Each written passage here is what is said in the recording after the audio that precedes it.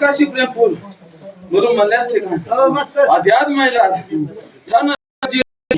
गाव सोनगिरी माझे गुरु प्रकाश कुठे व सदानंदाचा योगोट तन मंदन ठाणा बाळा गुरुज नाव संत रामकेशकर गाव सोनगिरी बोल शिवादेव कोटगे